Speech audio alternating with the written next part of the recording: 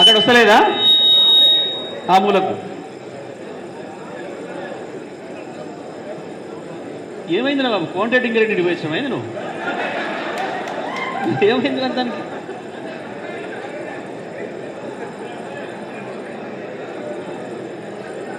ఆయన అయినట్టు ఆగమాగం అవుతున్నావు నువ్వు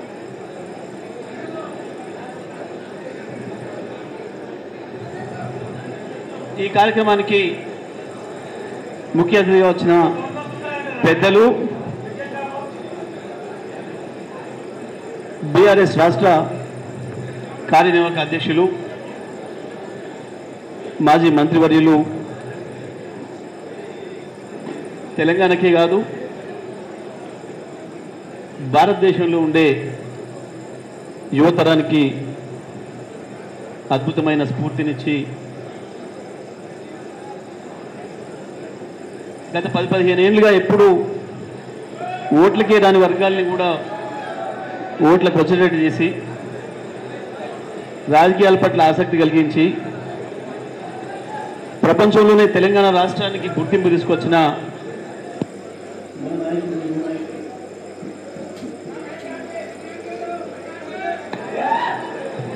చేసి రాగదాన్ని కాదు అక్కడ బాక్స్ దగ్గర బాబు తమ్ముడు బాక్స్ దగ్గర కనెక్షన్ ఏమైనా పోయిందేమో వెనుక చూడమ్మా అక్కడ కాదు ఇక్కడ వస్తుంది కానీ వెనుక వినపడుతుంది వాళ్ళకి వినపడతలేదు అక్కడ అక్కడ వస్తలేదట తమ్ముడు అక్కడ బాక్స్ దగ్గర ఉందా కనెక్షన్ ఆవిరి ఏదో చేస్తుండ పిల్లగాడు ఆవురు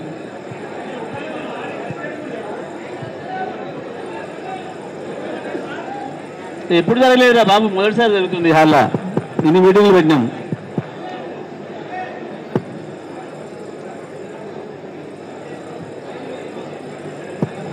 మీరు ఆ బాక్స్ పక్కకు జరగండి ఆడ దగ్గరలో కనెక్షన్ ఉందా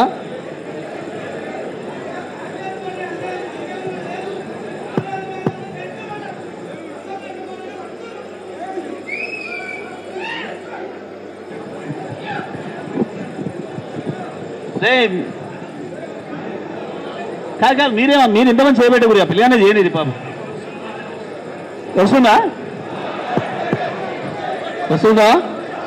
ఓకే వస్తుందట వస్తుంది రైట్ సౌండ్ అట కొంచెం సౌండ్ పెంచుతామే పెద్దలు కేటీఆర్ గారికి రాజ్యసభ సభ్యులు సూర్యాపేట జిల్లా బీఆర్ఎస్ అధ్యక్షులు బడుగుల లింగయ్య యాదవ్ గారికి ఎమ్మెల్సీ కోటిరెడ్డి గారికి మిత్రుడు మీ అందరి దృష్టిని ఈ నియోజకవర్గ ప్రజల ఆశీస్సులతో మీరు పార్లమెంట్ సభ్యుడిగా ఎన్నిక కాబోతున్న బీఆర్ఎస్ పార్టీ అభ్యర్థి కృష్ణారెడ్డి గారు వేదిక పైన మాజీ శాసనసభ్యులు పెద్దలు భాస్కర్ రావు గారు లింగయ్య యాదవ్ గారు భూపాల్ రెడ్డి గారు కిషోర్ గారు భగత్ గారు విజయ్ కుమార్ రెడ్డి గారు మాజీ చైర్మన్లు వేదికపై ఉన్న ఇతర మిత్రులు ఈ కార్యక్రమంలో ఈరోజు ఇంత ఉత్సాహంతో జరిగిన పొరపాటు సరిదిద్దుకోవాలి నల్గొండ జిల్లాలో మళ్ళీ గులాబీ జెండాను సమున్నతంగా ఎగురవేయాలని చెప్పి వచ్చిన బీఆర్ఎస్ పార్టీ కుటుంబ సభ్యులైన మీ అందరికీ మీడియా మిత్రులందరికీ నా నమస్కారాలు ఏం జరుగుతుంది రాష్ట్రంలో ఈ 100 రోజుల్లో ఏం జరిగింది ఇక రేపటి నుంచి ఏం జరగాలి నిన్నటి వరకు ఒకటి జరిగింది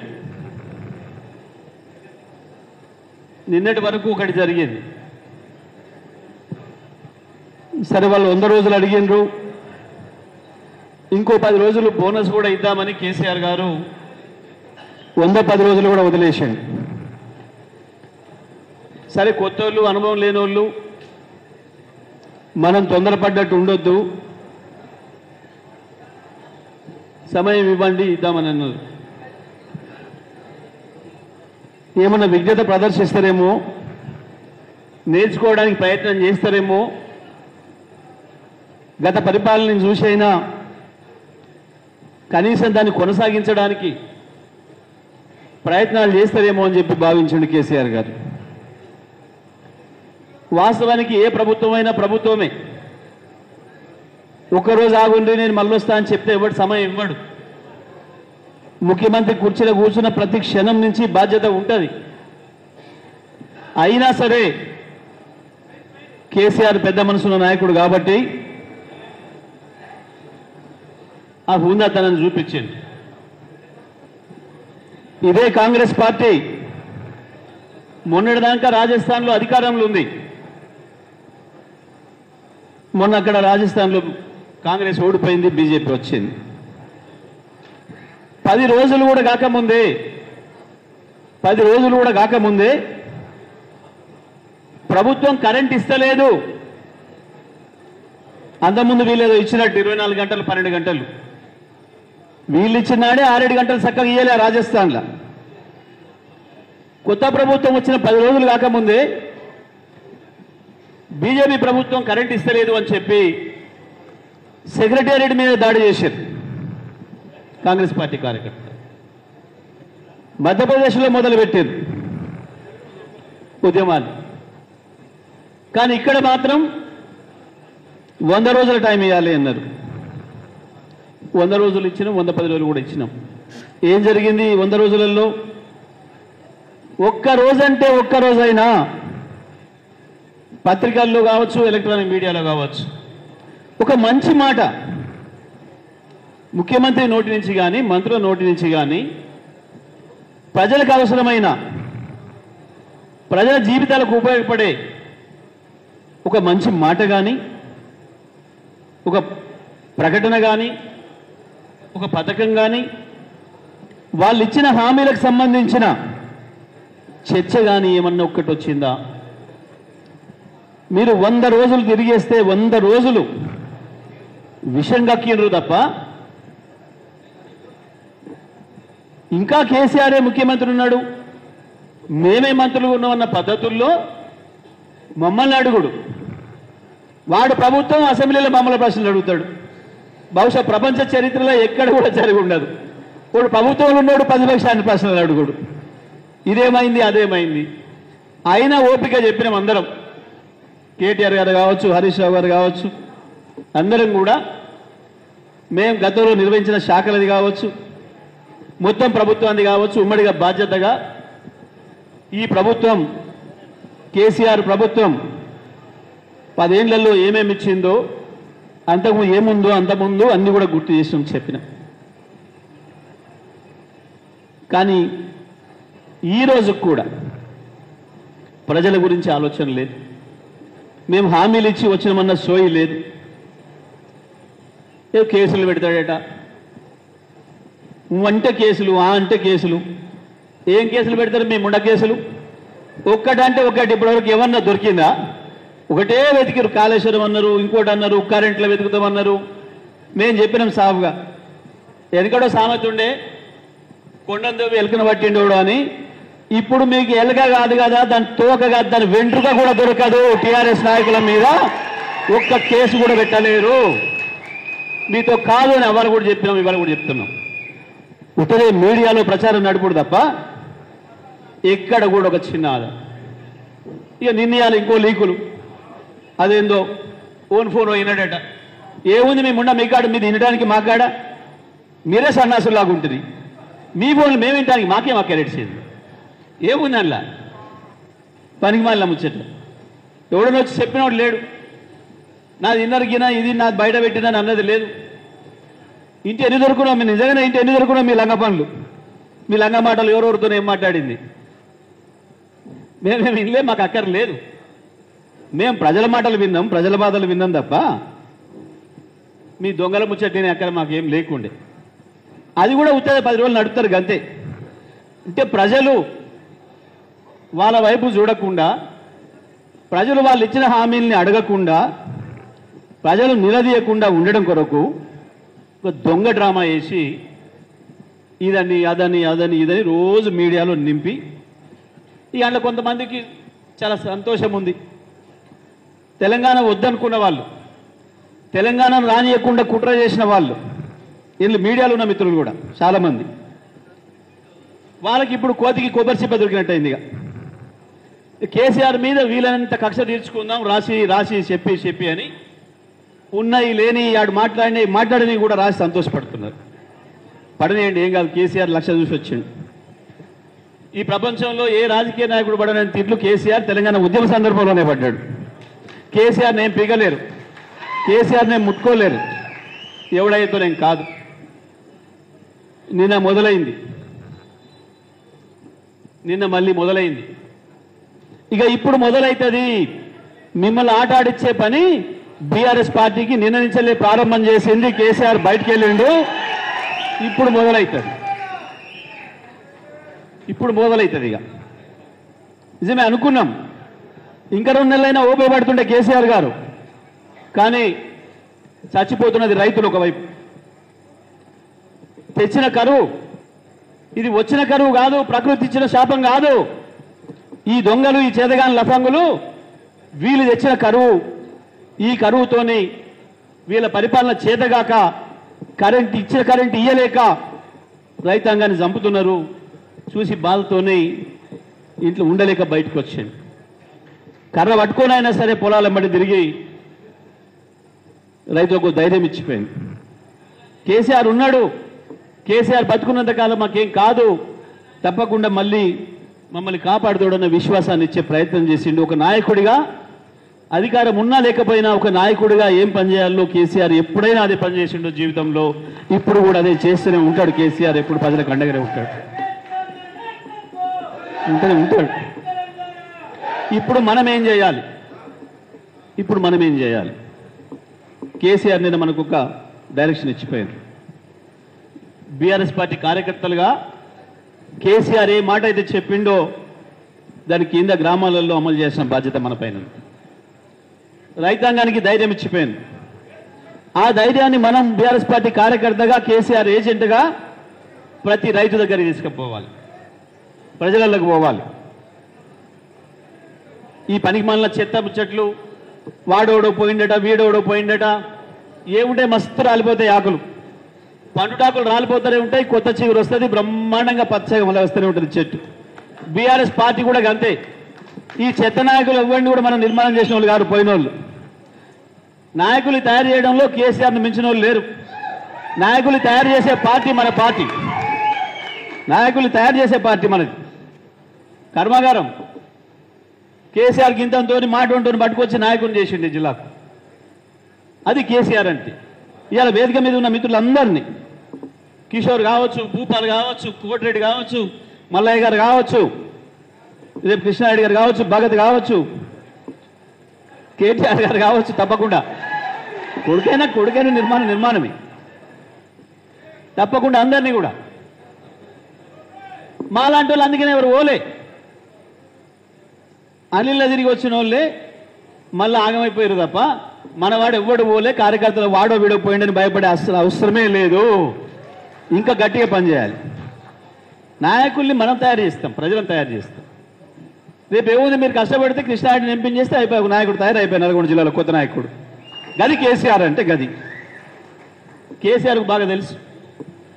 కాకపోతే ఆయన సందర్భంలో వాళ్ళు ఉండే రాజకీయ పరిస్థితులు, ఆ రోజు ఉండే అక్కర్లను బట్టి తీసుకుంటాం తప్పకుండా. అందులో కొంతమంది లంగలు తయారు చేస్తారు. మన కడుపులో పుట్టిన వాళ్ళు అందరూ కొద్దిగా ఉండట్లేరు. ఇట్లా కూడా ఈడ కూడా అంతే ఉంటుంది. కాబట్టి వాడు పోయిన గురించి చర్చక్కర్లేదు, వాడి గురించి మాట్లాడక్కర మనం లేదు. ఎవరి గురించి అయినా మన బాధ్యత కేసీఆర్ ఏం చెప్తున్నాడు, కేసీఆర్ ఏం మాట్లాడుతున్నాడు, కేసీఆర్ దారి ఎటు ఉంది, కేసీఆర్ ఎటు చూపిస్తున్నాడు చెయ్యి గట్టు పోవడం అనేది బీఆర్ఎస్ పార్టీ కార్యకర్తలుగా, సైనికులుగా మన బాధ్యత. ఇవాళ గ్రామాలలో ప్రజల దగ్గరికి పోవాలి, ధైర్యం ఇవ్వాలి. అన్న కేసీఆర్ ఉన్నాడు, మనకు భయం లేదు. తప్పకుండా 50 ఏళ్ళు కొట్లాడిన తెలంగాణను తీసుకొచ్చాడు 14 ఏళ్లలో. సరే దురదృష్టం, మీరేదో నమ్మినరు. ఇక సార్ ఇచ్చిన 10 అయితే యాడిపోవు, నమ్మకంగా ఉన్నాయి, ఇంకో 5 అదనంగా వస్తాయి కదా అని నమ్మారు. సార్ 1,00,000 అన్నాడు కానీ 2 లక్షలు అన్నాడు కదా, అది కూడా వస్తుందేమని అనుకున్నాం మీరు. ఇటువంటి కొన్ని నమ్మి మోసపోయారు. మనం ఎక్కడేం దెబ్బతినలే. ఇవాళ మీ గ్రామాలలో మీకు తెలుసు, అది నల్లగొండ కావచ్చు, సూర్యాపేట కావచ్చు, కోదాడ కావచ్చు, హుజూర్నగర్ కావచ్చు, మిర్యాలగూడెం, సాగర్, దేవరకొండ, ఎక్కడైనా కావచ్చు. మీరు అందరి నాయకులు అట్లనే ఉన్నారు. మీరు పూర్తి విశ్వాసంతో ఉన్నారు. కార్యకర్తలందరూ కూడా విశ్వాసంతో ఉన్నారు. ప్రతి ఊర్లో కూడా మనకు మెజారిటీ వస్తుంది, మా ఎమ్మెల్యే గెలిపించుకుంటాం అనుకున్నారు. మీ ప్రచారం మీరు చేసారు. మన నాయకుడు వచ్చినప్పుడు బ్రహ్మాండమైన ఆదరణ వచ్చింది. ఊరంతా మనదే అనిపించింది. డబ్బా తీసినాడు మాత్రం లోపలికి పోయింది. ఇది కనపడ్డ వాస్తవం. ఇవాళ మన కార్యకర్తలు ఎవరైనా పోయినా పోలే, అందరు అట్లే ఉన్నారు. మళ్ళీ మీరు కరెక్ట్గా పనిచేస్తే రేపు అదే జరుగుద్ది. మళ్ళీ మొత్తం మీ డబ్బాలే నింటాయి, బ్రహ్మాండంగా ప్రజలు మీ వెంటనే ఉంటారు. ప్రజలకు అర్థమైపోయింది కేసీఆర్ను పోగొట్టుకొని ఏం నష్టపోతున్నామో. 3 నెలలనే చూపించిండు వాడు. 3 నెలలనే చూపించిండు. ఇలా వాస్తవానికి కేసీఆర్ ఉండుంటే నాగార్జున సాగర్ ఎడమ కాలువ పైన కావచ్చు, లో లెవెల్ కెనాల్ కావచ్చు, ఎస్ఎల్బిసి కింద కావచ్చు, 1 ఎకరం అంటే 1 ఎకరం కూడా ఎండిపోనిచ్చేవాడు కాదు. కేసీఆర్ ఉంటే అది చేసి చూపించినాం మనం. ఇవాళ ఉన్న లెవెల్ కంటే తక్కువ ఉన్నాడు కూడా. నాగార్జున సాగర్ ఎడమ కాలువ కావచ్చు, ఎస్ఎల్బిసి కావచ్చు. ఇక్కడ నల్లగొండ మంచిళ్ళ వంకతో తీసుకొచ్చినాం. వస్తేనే తూము లేపారు దొబ్బినాం, బ్రహ్మాండంగా పంటలు పండించుకున్నాం. పాలేరుకు మంచిళ్ళు ఇస్తామన్న పేరు మీద గేట్లు చెప్పినాం. మన రైతులతోనే గేట్లు లేపించుకున్నాం. బ్రహ్మాండంగా 2 సార్లు పంటలు పండించుకున్నాం. కానీ నిన్నేం జరిగింది? వరుసగా 12 రోజులు పోలీసులను కాపలా పెట్టి ఖమ్మం నీళ్లు తీసుకుపోతుంటే ఈ దద్దమ్మ మంత్రులు, దద్దమ్మ ఎమ్మెల్యేలు నోరు మూసుకొని కూర్చున్నారు. ఒక్కడైనా అటువైపు చూడలే. అయిందానికి కాందానికి తగుదనమ్మా అని చెప్పి ఉరుకురికి ఎగిరిపోయాడు వెంకటరెడ్డి. పత్తా లేడు. 10 రోజుల నుంచి పత్తా లేడు. ఏమైంది మరి? అంతకుముందు 100 రోజులు రోజు పేపర్లు కనబడేది, ఏదో ఒకటి వచ్చింది మాట్లాడి. ఈ మధ్యన ఇంగ్లీష్ కూడా మాట్లాడుతున్నాడు. రేవంత్ మాట్లాడతారా, నేను మాట్లాడలేనా అని ఆ పనిలో పడ్డాడు. ఏమైంది మరి? ఎందుకు రావట్లే? ఎందుకో ఉరకాడు కాలకట్ట మీదకి, నాగసారి కాలకట్ట మీదకి ఎందుకో పోడు. నేను మాట్లాడియాలని ప్రయత్నం చేసిన. నేను జనరల్గా మాట్లాడిన భాష కూడా, పదాలు కూడా ఉపయోగించి మాట్లాడినా. వెంకరెడ్డికి లాగుదాడుస్తున్నా ఎందుకు, పొమ్మంటే కట్ట మీదకి ఓడేందుకు అని కూడా అడిగినా సపోర్ట్ చేస్తలేడు. తేలుగుట్టిన దొంగ లెక్క ఇంట్లో అనుకొని బయటకు వెళ్తలేడు. ఎందుకు వెళ్తలేడు? ప్రజలు చెప్పులతో రెడీగా ఉన్నారు, రైతులు చెప్పులు తీసుకొని రెడీగా ఉన్నారు. ఏ చెప్పుతోనైతే కొట్టమన్నవా నువ్వు, ఆ చెప్పులు తీసుకొని ప్రజలు రెడీగా ఉన్నారు. ఇవాళ లక్షలాది మంది. ఆ భయంతోనే బయటకు వెళ్తలేడు. ఏం మాట్లాడిండు? ఆ మిల్లు ముందట రైతులు ఆపి, సార్ 2700 కొన్నారు మొన్నటిదాకా, ఇవాళ 2200 చేసిండ్రు, మాట్లాడాలి నువ్వు అని అంటే ఫోన్ తీసి, ఓ కలెక్టర్ ఎంబడే మిల్లు మూసాయి అన్నాడు. ఈడు అసుడబోయిన వాడు ఇంకా 100 నాకు ఇచ్చిండు. ఏం మీకుంటావో పీకోపోమన్నాడు. సప్పుడు లేదు. ఎందుకు లేదనుకుంటున్నారు? దొంగలు వీళ్ళే ధరలు తగ్గమని చెప్పింది. ఎందుకంటే ఒక్కొక్క మిల్లుని కాడ 2 కోట్లు 3 కోట్లు దొబ్బిరు. ఒక్కొక్క మిల్లు కాడ 2 కోట్లు 3 కోట్లు దొబ్బి వాళ్ళని భయపెట్టించి బ్లాక్మెయిల్ చేసి, ఆ పైసలు ఎట్లా రావాలంటే ఇట్లా వసూలు చేసుకొని రైతుల పొట్ట కొట్టండి, రైతుల జేబులు కొట్టండి అని చెప్పి దుర్మార్గంగా రైతుల ఉసురు తీస్తున్న, రైతుల రక్తం తాగుతున్న ప్రభుత్వంగా నిరూపించుకున్నారు ఇవాళ 3 నెలల్లోనే ఈ దొంగలు. ఇది జరుగుతున్నది. ఈ విషయాల్ని ప్రజలకు చెప్పాలి.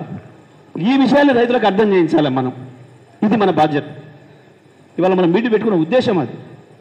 కేసీఆర్ గారు ఏదైతే చెప్పిండో, ఏదైతే ధైర్యం ఇచ్చిండో, దాన్ని తీసుకొని మనం గ్రామాలలోకి వెళ్ళి అడగాలి. పంచాయతీ లేదు, కొట్లాట లేదు, కూర్చున్న కారణం పెట్టాలి.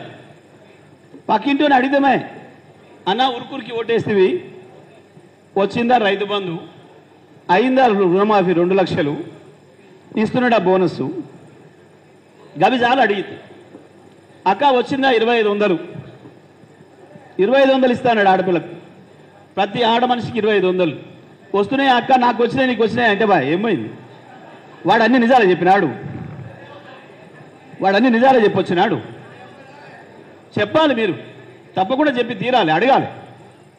అక్క నాకు వచ్చింది, నాకు అప్లికేషన్ తీసుకుపోయాడు, 2500 ఇస్తానికి, నీకు కూడా వచ్చిందని పక్కింటి ఏమైనా అడిగితే అయ్యప్ప ఆమె ఇంకా 10 మందిని అడుగుతుంది.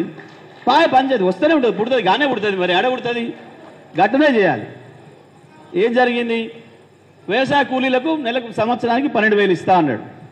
పోవాలి, ఇప్పుడు జరుగుతుంది. వ్యవసాయ కూలీ పోతున్నారు, ఎన్ఆర్జీఎస్ పనిలో పోతున్నారు, ఆడికే పోయి కూర్చోవాలి. మనం కూడా ఏమైందన్నా 12,000 ఏమన్నా తీసుకురా నీ కాగితం, 12,000 ఇస్తున్నాడు కదా, ఏమైంది? గదే మాట్లాడాలి. పెళ్ళైన వాళ్ళు ఇంటికి పోయి బంగారం ఏదని అడగాలి, తులం బంగారం పంపిస్తానని కదా రేవంత్ రెడ్డి, మీ ఇంట్లో పెట్టుకున్నాడు కదా బంగారం చూపించమని అడగాలి. తులం బంగారం ఇవ్వాలి కదా. కేసీఆర్ 1,00,000 ఇస్తుండు, నేను ఇంకా తులం ఇస్తే అదనంగా అన్నాడు కదా, వచ్చిందా తులం? ఇదే అడగాలి. మనం మాట్లాడుకోవడం కాదు, మనం సోషల్ మీడియాలో మన వాట్సాప్లో మనం చూసుకోవడం కాదు. ప్రజల వాట్సాప్లలో పోండి, ప్రజల హృదయాలకు పోండి, ప్రజలను అడగండి. వాస్తవాలు అడగాల్సిన డిమాండ్లు, కాంగ్రెస్ మేనిఫెస్టో కాగితాలు ఉంటాయి, తీసుకొని పోండి, గవి మాత్రమే అడగండి.